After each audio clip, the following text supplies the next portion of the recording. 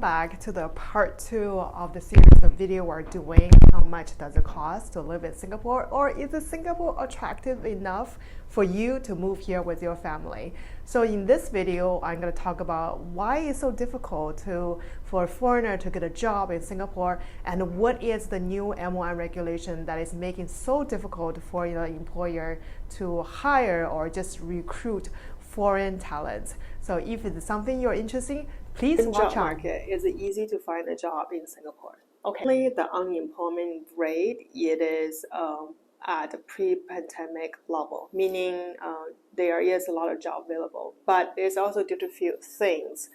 Number one is during COVID, a lot of foreigners did leave, so therefore those positions are open.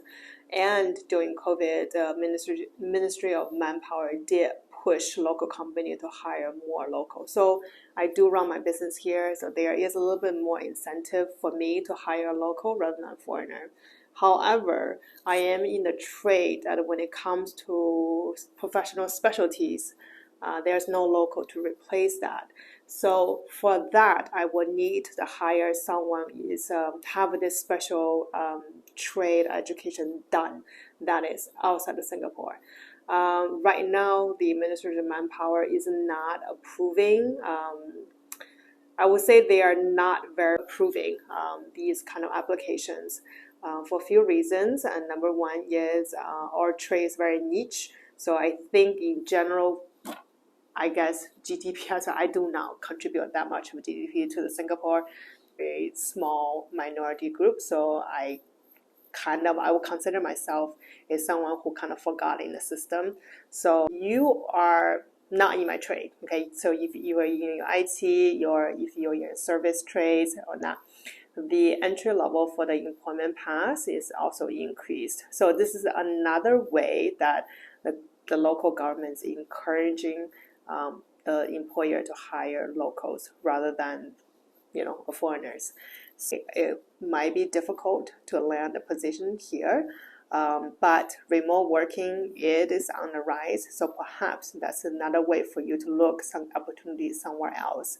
If you really, really have your heart set in Singapore and you could not find anything in Singapore at this place, perhaps just increase experience somewhere else. And because I do believe the M1 is adding more steps for company to get approved to hire foreigners. So to have a very, very strong resume or very strong experience in the fields you're in, it's going to be a plus when it comes to getting hired in Singapore. Not a career coach or HR, I'm just speaking based on my experience.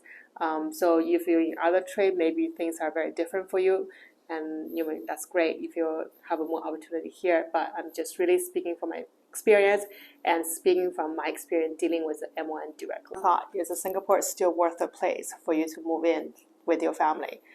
Okay, a couple years ago, this is way before COVID, someone from Vietnam did ask me this question. He got a job offer here in Singapore, paying him about 6,000 Singapore a month, and he think it's a great opportunity, and he want to come here with his 2 school-age children. Right away, I told him you have 2 options. One is look for opportunities somewhere else who can pay you a lot more and probably in a country that is a lot cheaper. Second is be prepared to move into Singapore without your family, because with salary of 6,000, I believe it's really it's impossible to move your family here. Being said that, yes, you have 2 school-age children, meaning the local school will definitely not going to take them, and their only option is going to be international school. The international school, the cheapest one is about 24,000 a year, and it can range anywhere from 30 to 40 or even 50,000 a year.